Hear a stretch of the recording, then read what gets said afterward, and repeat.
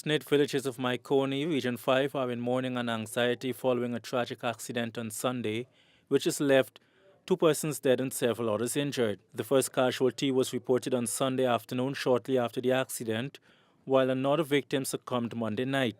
We first spoke with the daughter of Winston Small. I was by my cousin over the road when we heard an impact and screaming. So I came out and I looked down the road and I saw all the people running. So I came to my mother and I asked her, where's my father and where's my brother? She said, my brother gone down the road and my father just left. So when I run and go down the road, when I reached there, I saw his sisters crying. So at the set time, when they cried, they told me that it's your father just got knocked down and he did in a very bad position. When we reached at Mahaicony Hospital, they weren't allowing us to see him because they say he was very critical. Ambulance came, took everybody away. We still were not allowed to see our father until they pronounced him dead. Then they allowed us in to see him. She said the family is finding it very hard to cope with what has taken place. The man had 6 children, with the youngest being 19 years old. The young lady said that all the family needs at this point is justice. The vehicle which struck the man down was being driven by a policeman. He is also said to be in a serious condition at the Georgetown Public Hospital. Bertram Small is the father of Lawrence Semple. Winston Small, the other person who died in the accident, is his nephew. The man said his son left home to go for his normal afternoon walk. It's a big blue. It's a big blue. You see, this, me and my wife, we goes and come.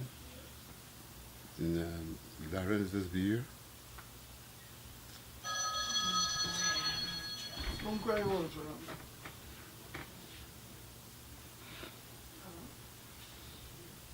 They got some stacks at the back. They just take care of them. No, it's both of them gone.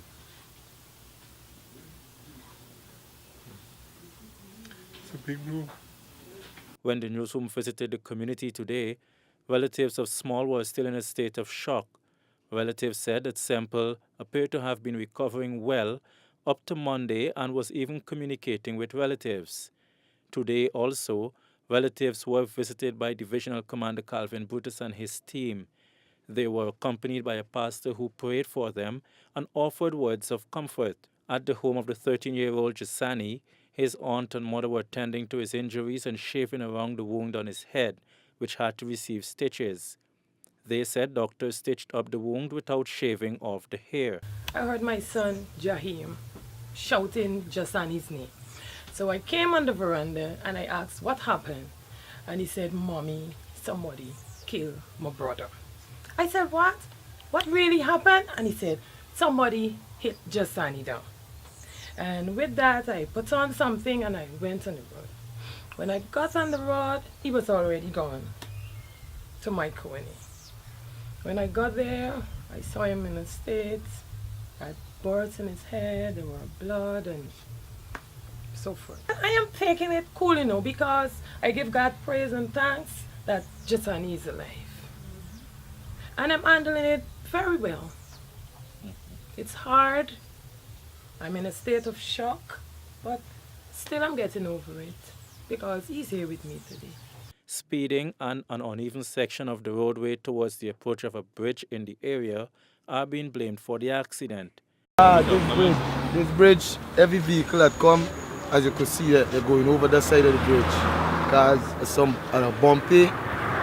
Yeah, because that's what you do, you go over that side of the road, you come out his lane and you go over that side, so come you get in contact with the little child. So after you knock, you probably lose control from there and hit the two of them up and move up the road. Yeah, but this bridge got a real bad slope there. That is getting vehicle and bearing over there. The ones that are coming from Georgetown to Borbies, and the one for coming from Borbies to Tongue is coming over this side of the road. Yeah. Residents of the area who first responded to the crash are stating that they are not sure that the policeman was indeed driving the vehicle.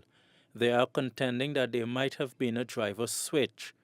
Today we were told that all the persons who were involved in the accident, including those who were occupants of the car, are related in some way or the other.